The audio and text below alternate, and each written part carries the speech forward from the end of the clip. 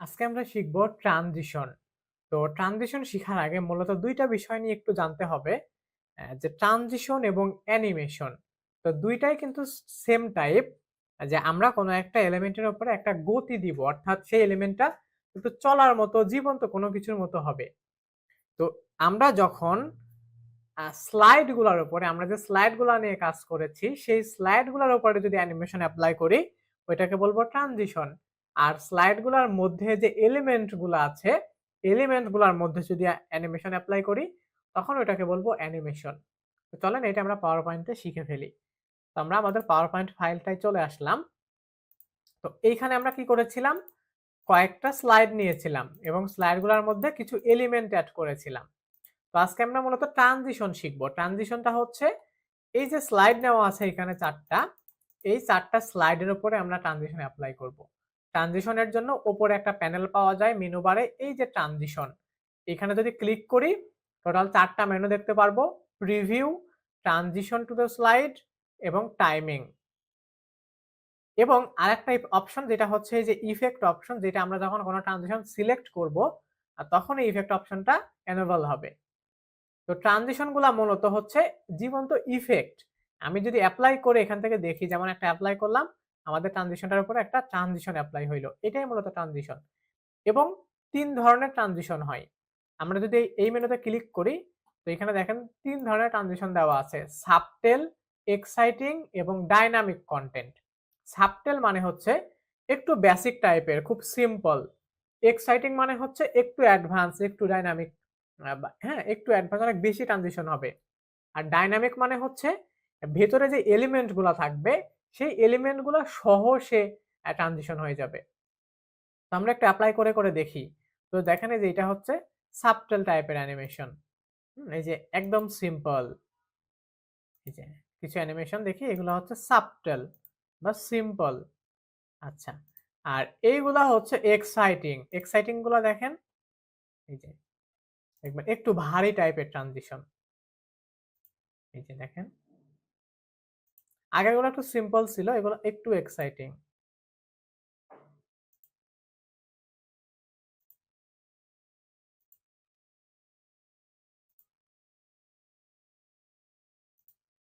তো এইগুলা হচ্ছে মূলত দেখতে পাচ্ছেন যে একটু এক্সাইটিং টাইপের। আচ্ছা।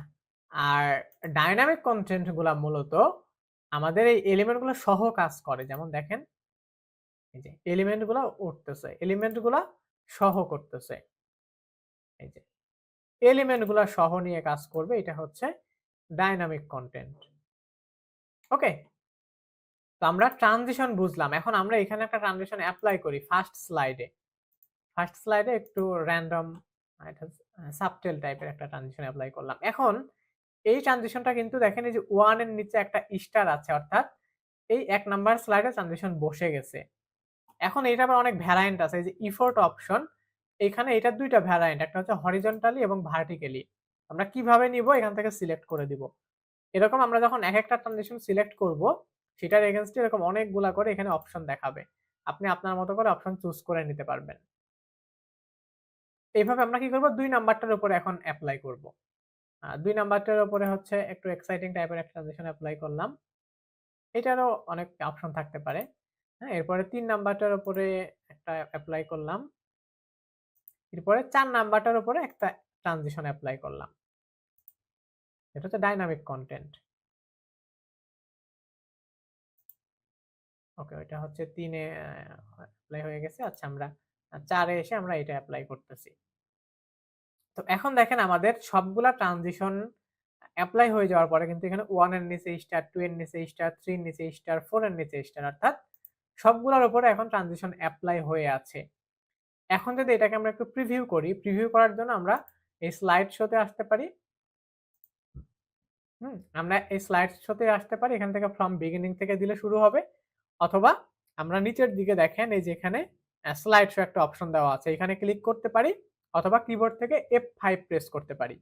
যেভাবে করে না কেন আমাদের ট্রানজিশনটা আসবে। দেখেন, এটা হচ্ছে ১ম টার ক্ষেত্রে, এটা ২য় টার ক্ষেত্রে, এটা ৩য় টার ক্ষেত্রে। হুম? তো এই যে স্লাইড গুলা যে একটার পরে একটা সুন্দরভাবে ডিজাইন হয়ে আসতেছে, এই বিষয়টাকেই মূলত বলে হচ্ছে অন্য টাইপের কয়েকটা একটু ইনপুট করি।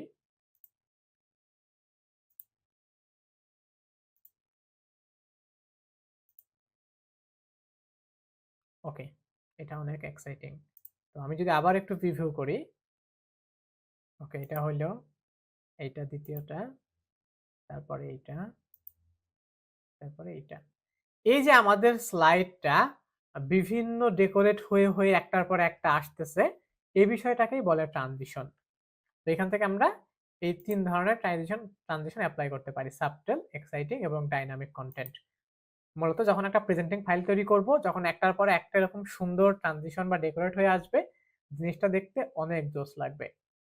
তো আজকের ক্লাসটা এই পর্যন্তই। দেখা হচ্ছে আগামী ক্লাসে।